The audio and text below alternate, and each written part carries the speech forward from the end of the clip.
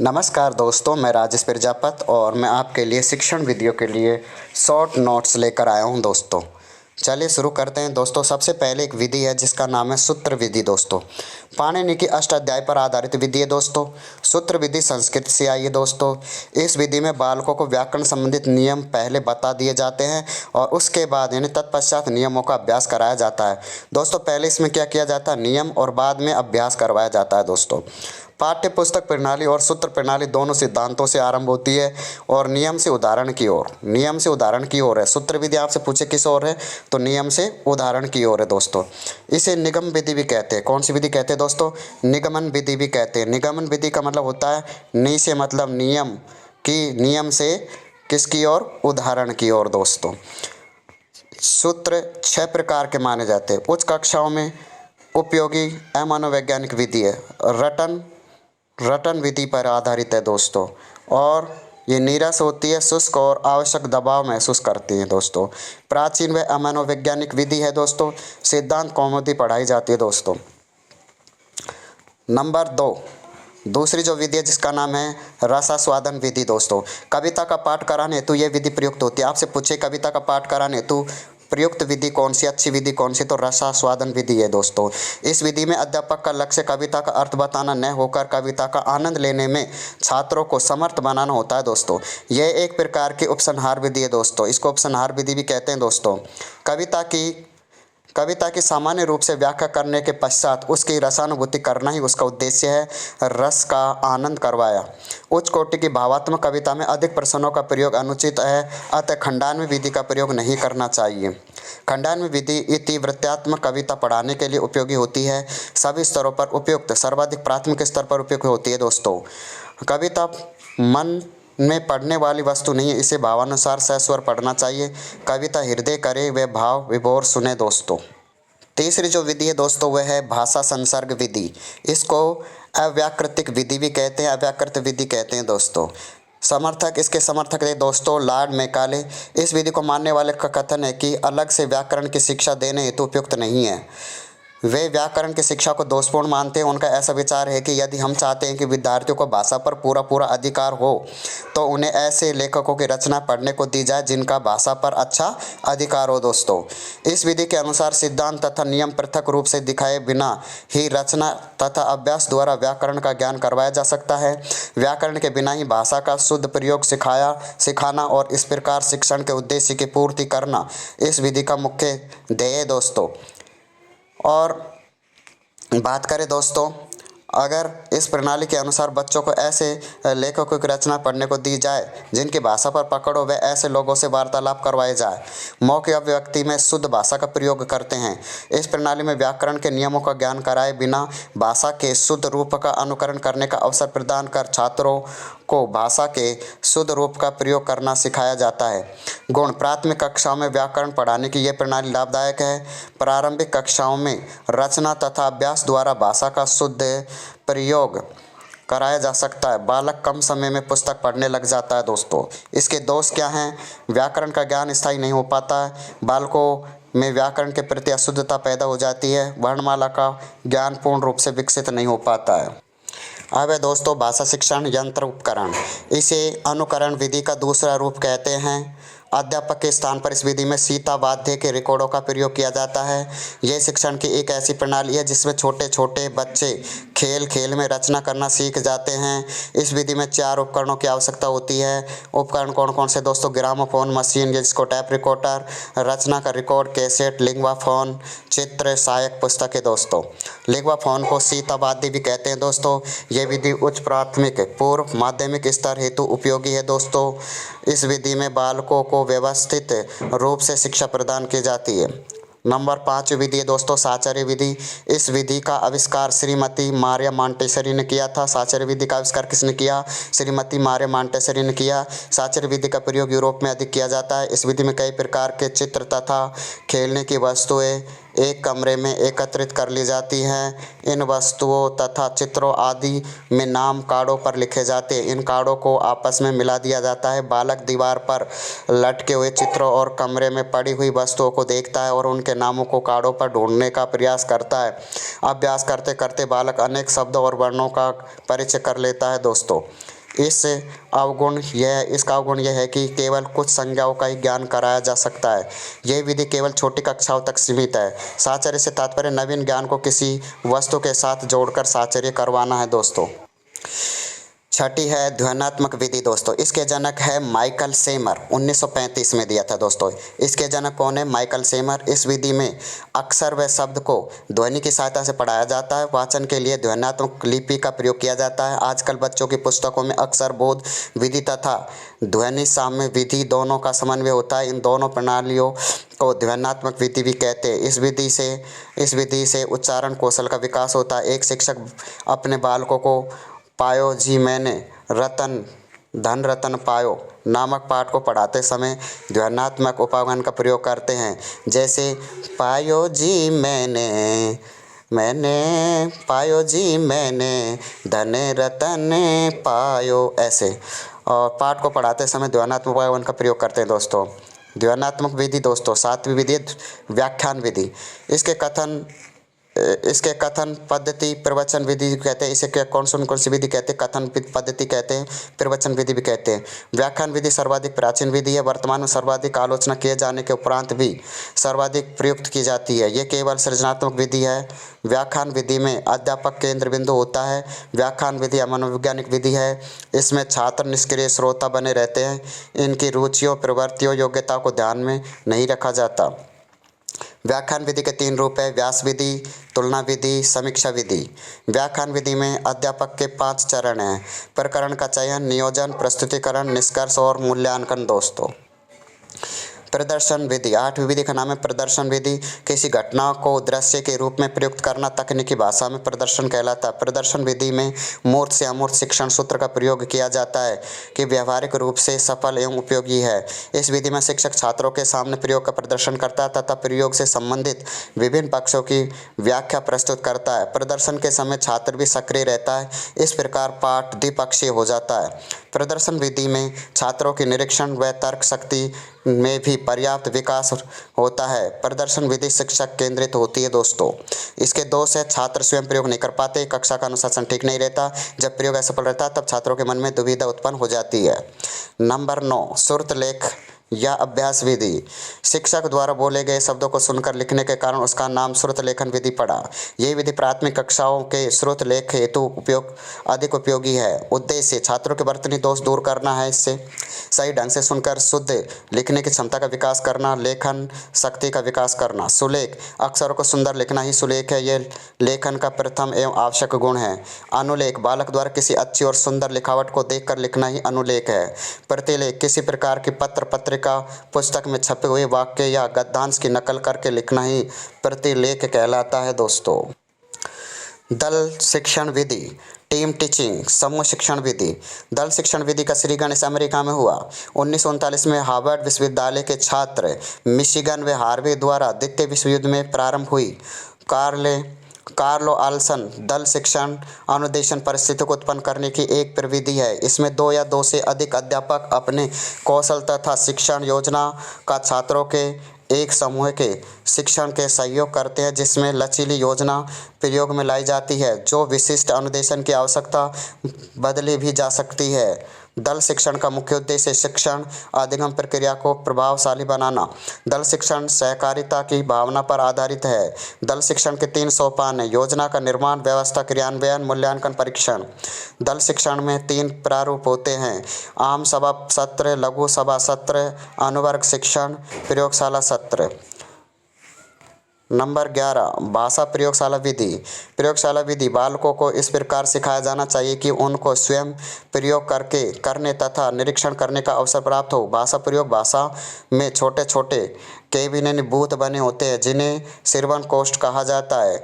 भाषा प्रयोगशाला के अनुभाग श्रवण कोष्ठ जो होते हैं हमारे 16 से 20 प्रकोष्ठ होते हैं। वही हम बात करें उपकरण दूरभाष और ईमर, फ़ोन, स्विच, टैप रिकॉर्डर आदि। परामर्शदाता कोष्ठ जिसमें होता है डिस्ट्रीब्यूशन स्विच और monitoring switch, group call switch. और चौथा होता है नियंत्रण कक्ष, सभी प्रकार के जिसमें उपकरण होते हैं दोस्तों। व्यतिरेक विधि दोस्तों, व्यतिरेक विधि में किन्हीं दो भाषाओं का सही तुलनात्मक रूप प्रस्तुत किया जाता है। व्यतिरेक विधि में मातृभाषा और सीखी जाने वाली द्वितीय भाषा दोनों का भाषा वैज्ञानिक विश्लेषण प्रस्तुत किया जाता है। विद्यार्थी भाषा की पाठ्य पुस्तकें लिखी जाएं, जैसे यदि तमिल भाषी विद्यार्थी को हिंदी पढ़नी हो तो हिंदी की पाठ्य पुस्तक उसके तमिल अनुसार होगी। दोनों भाषाओं की तुलना द्वारा ज्ञात समान एवं असमान संरचनाओं के अभ्यास पर विशेष बल देने की आवश्यकता होती है, क्योंकि उन्हीं के प्रयोग में त्रुटियां अधिक है। व्याकरणिक नियमों को कंठस्थ करने की जगह भाषाई कौशल का अर्जन और अभ्यास अधिक उपयोगी माना जाता है। इसलिए भाषा शिक्षण की दृष्टि से व्यतिरेकी विधि द्वारा प्रदत्त उपयुक्त सूत्र बहुत ही उपयोगी सिद्ध हुए। द्वितीय भाषा शिक्षण की तुलना विधि व्यतिरिक्त विधि को कहते हैं। डॉक्टर भोलानाथ तिवारी ने व्यतिरिक्त विधि को द्वितीय भाषा शिक्षण के सर्वोत्तम विधि कहा है। नंबर 13 जिसको है हर्बर्ट विधि, जिसका प्रतिपादक है J.F. हर्बर्ट। जर्मनी के प्रसिद्ध शिक्षा शास्त्री एवं दार्शनिक हर्बर्ट ने पाठ योजना को 5 पदों में बांटा: प्रस्तावना, प्रस्तुतिकरण, तुलना, सामान्यीकरण और प्रयोग। इसका उपागम के मुख्य केंद्र बिंदु सीखना माना गया है। इसके द्वारा प्रतिपादित किए गए पाठ योजना के सिद्धांत के 4 चरण: स्पष्टता, संबंध, व्यवस्था और प्रयोग। विज्ञान शिक्षण के लिए विधि अनुपयुक्त है। यह विधि शिक्षक को अधिक स्वतंत्रता नहीं देती। रसानुभूति वाले पाठों के शिक्षण हेतु अधिक उपयुक्त नहीं है। इसमें अधिगम की अपेक्षा शिक्षण पर बल दिया जाता है।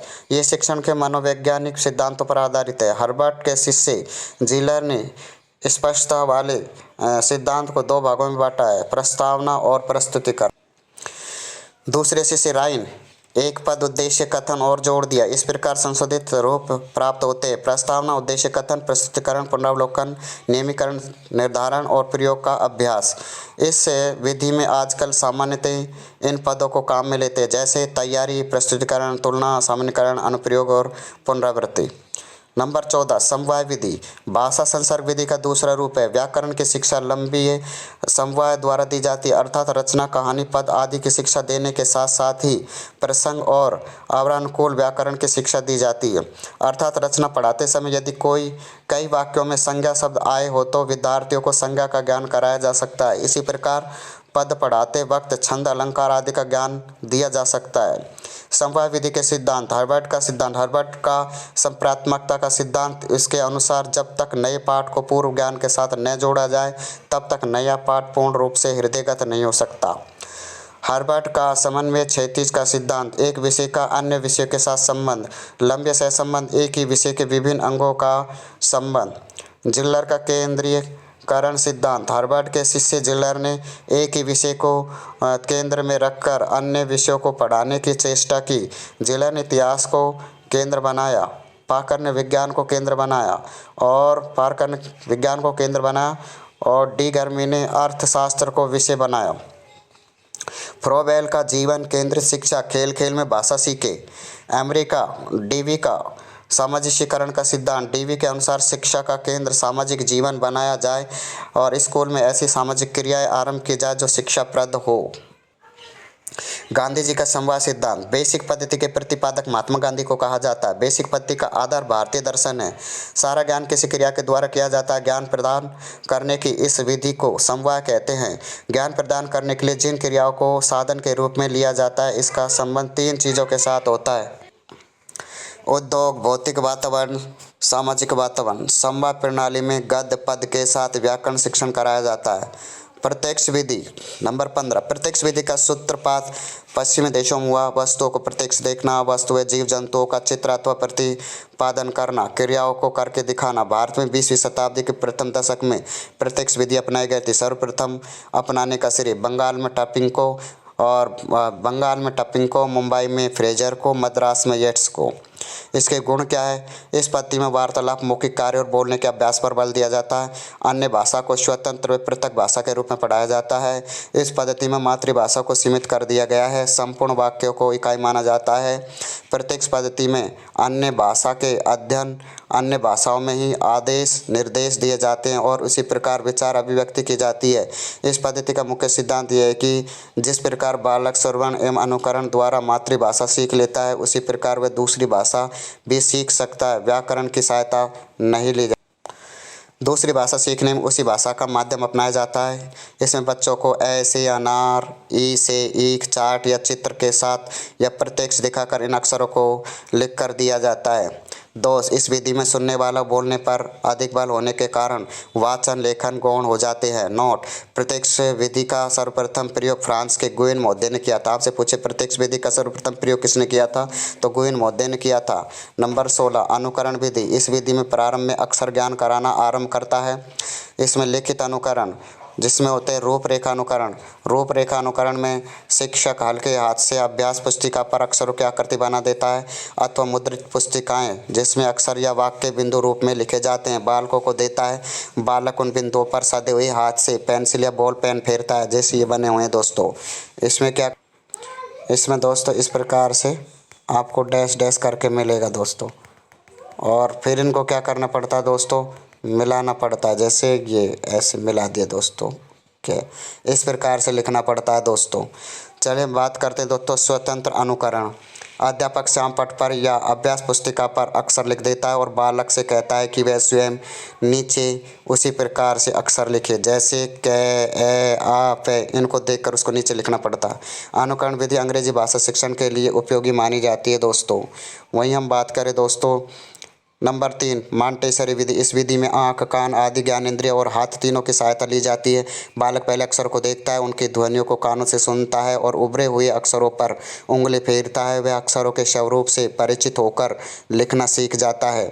जैक टॉट विधि में बालक स्वयं संशोधित करता है। वह अध्यापक का अनुकरण करके एक एक शब्द को लिखता है और मूल से मिलाकर देखता है। अनुकरण विधि प्रारंभिक स्तर पर बहुत उपयोगी होती है दोस्तों। इकाई विधि, ये आधुनिकतम विधि है। इस इकाई संगठन का प्रारूप सर्वप्रथम हर्बर्ट ने प्रस्तुत किया। हर्बर्ट ने इकाई संगठन के 5 पद बताए: तैयारी, प्रस्तुतिकरण, तुलना, सामान्यीकरण, तुलना। डॉक्टर मॉरिसन ने भी 1926 में इकाई संगठन के 5 पद बताए: पूर्व ज्ञान, प्रस्तुतिकरण, आत्मीकरण, संगठन, अभिव्यक्ति। ये विधि योजना विधि और समस्या विधि दोनों विधियों के मिश्रण से बनी है, अर्थात दोनों ही विधियों का समावेश है।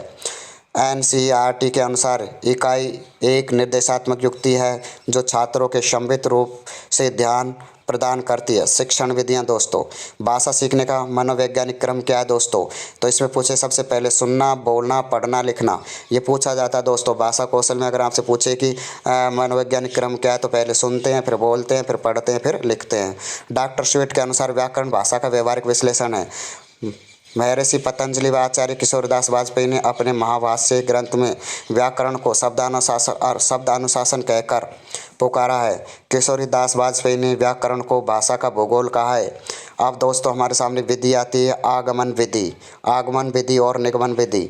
आपसे सीधे प्रश्न पूछा जाएगा कि आगमन विधि क्या है, तो इसमें पहले उदाहरण दिए जाते फिर नियम की ओर, ज्ञात से अज्ञात की ओर, और इसमें प्रत्यक्ष से प्रमाण की ओर, विशिष्ट से सामान्य की ओर, स्थूल से सूक्ष्म की ओर, मूर्त से अमूर्त की ओर। ये कौन सी विधि है दोस्तों? आगमन विधि। दोस्तों आगमन में ए में से आगे से हटा देंगे तो क्या बन जाएगा? ऊ। तो इसमें अपन कह सकते हैं कि उदाहरण से नियम की ओर। और यहाँ पर देखिए दोस्तों निगमन विधि, नी आ रहा तो नियम से उदाहरण की ओर, अज्ञात से ज्ञात की ओर, सामान्य से विशिष्ट की ओर, और सूक्ष्म से स्थूल की ओर, पूर्ण से अंश की ओर, विश्लेषण से संश्लेषण की ओर। दोस्तों आगमन विधि का उल्टा निगमन होता है दोस्तों। यहाँ से प्रश्न बनते रहते हैं दोस्तों। आगे हम बात करें दोस्तों आगमन विधि के सोपान। इसके 4 सोपान होते हैं दोस्तों। विशिष्ट उदाहरणों का प्रस्तुतिकरण, निरीक्षण करना, विश्लेषण करना, नियमीकरण या सामान्यीकरण करना, परीक्षण या सत्यापन करना। आगमन विधि के रूप 2 प्रयोग प्रणाली और सहयोग प्रणाली। निगमन विधि के सोपान 4 होते हैं, उदाहरण, विश्लेषण, सामान्यीकरण और परीक्षण। निगमन विधि के 2 रूप होते हैं, सूत्र प्रणाली और पाठ्य पुस्तक प्रणाली।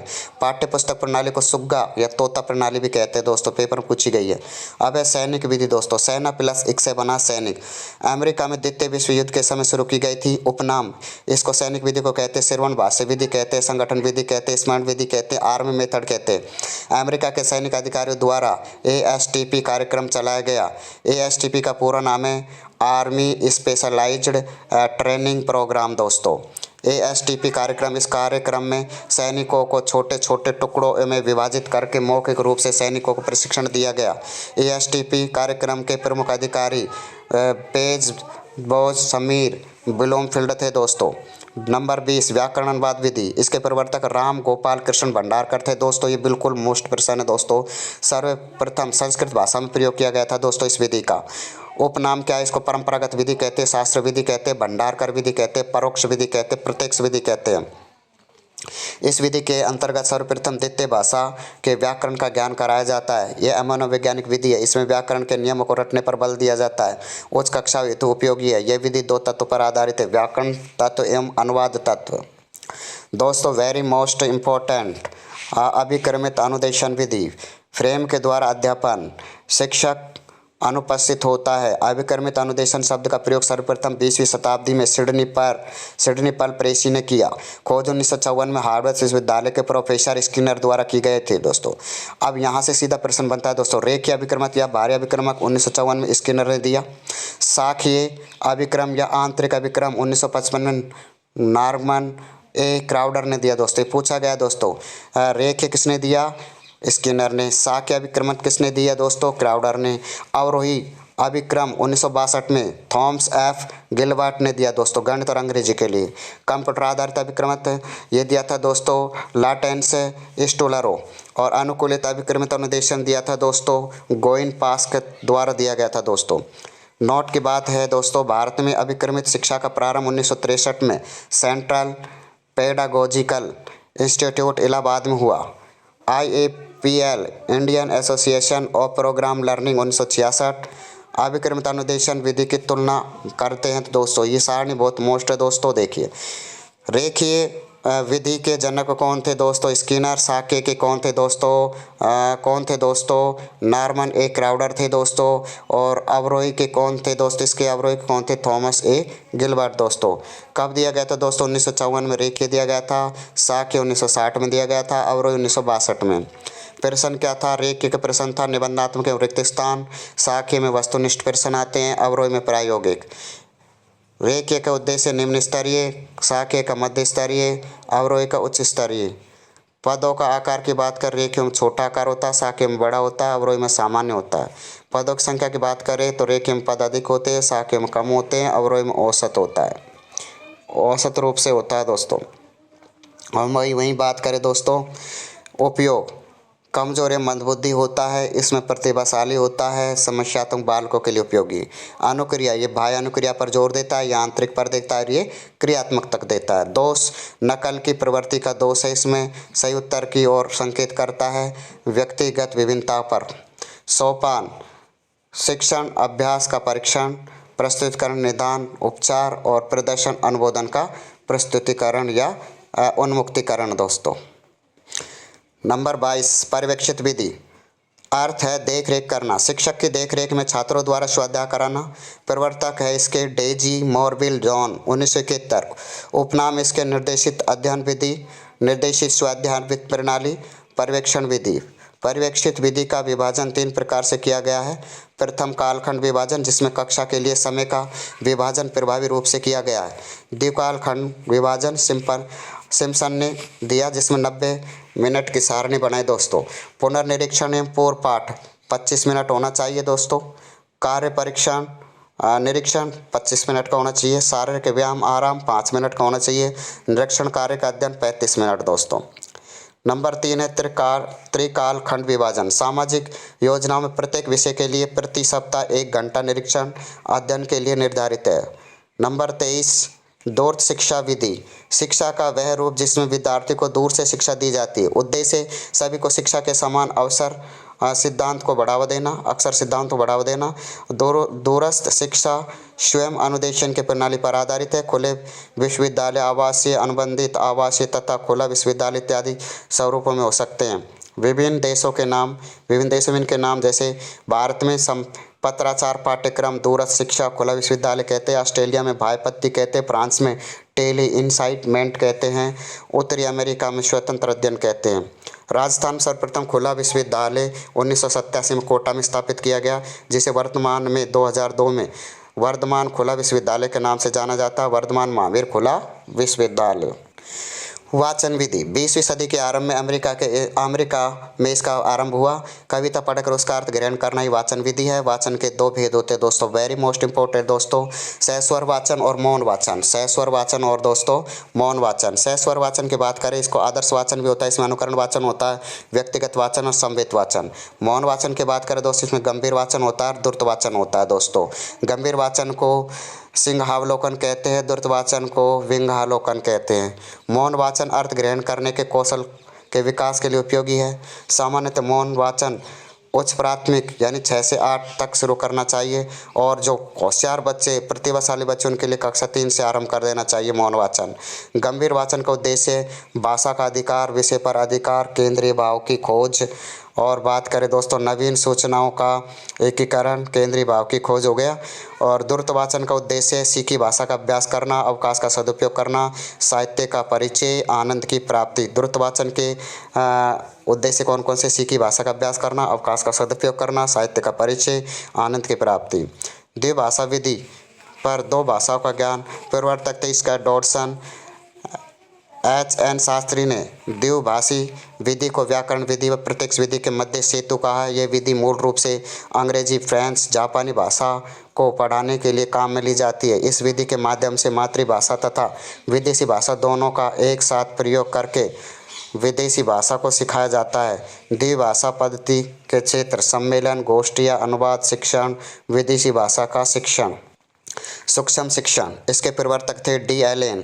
सहयोगी थे इसके एचिसन व रॉबर्ट ब्रूस। 1963 में दिया। इसका उद्देश्य अध्यापकों में शिक्षण कौशल का विकास करना, न कि छात्रों में योग्यता का विकास करना। इसमें 6 मिनट पढ़ना चाहिए, 6 मिनट प्रतिपुष्टि करनी चाहिए, पुनः नियोजन 6 मिनट करना चाहिए, फिर पुनर्शिक्षण करना चाहिए, और इसमें प्रकार से 36 मिनट हो जाते हैं दोस्तों। समूह में छात्रों अध्यापकों की संख्या 10 होनी चाहिए। भारत में सर्वप्रथम डी तिवारी ने 1967 में सूक्ष्म शिक्षण शब्द का प्रयोग शिक्षण प्रशिक्षण के क्षेत्र में किया। 1979 में इंदौर विश्वविद्यालय में सर्वप्रथम सूक्ष्म शिक्षण पर राष्ट्रीय प्रयोजन का निर्माण किया गया। और सूक्ष्म शिक्षण तकनीकी के पद, पाठ योजना, शिक्षण सत्र व पुनः शिक्षण सत्र। शिक्षण कौशल, NCERT ने 7 शिक्षण कौशल माने, एलन व रेयान ने 14 शिक्षण माने हैं, BK पासी ने 13 शिक्षण माने।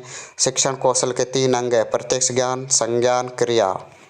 प्रस्तावना कौशल, पाठों स्थापना, विन्यास, प्रेरणा, ज्ञात से अज्ञात की ओर कम से कम 4 प्रश्न, अधिकतम 5 प्रश्न। प्रस्तावना का अंतिम प्रश्न समस्यात्मक होना चाहिए। पुनर्बलन कौशल का सर्वप्रथम प्रयोग हल ने किया। पुनर्बलन अधिगम का मुख्य आधार है दोस्तों। अगर दोस्तों आपको हमारा वीडियो अच्छा लग रहा है तो लाइक और शेयर और सब्सक्राइब करें दोस्तों। हम आपके लिए बहुत सारे नए तथ्य लाते रहेंगे दोस्तों।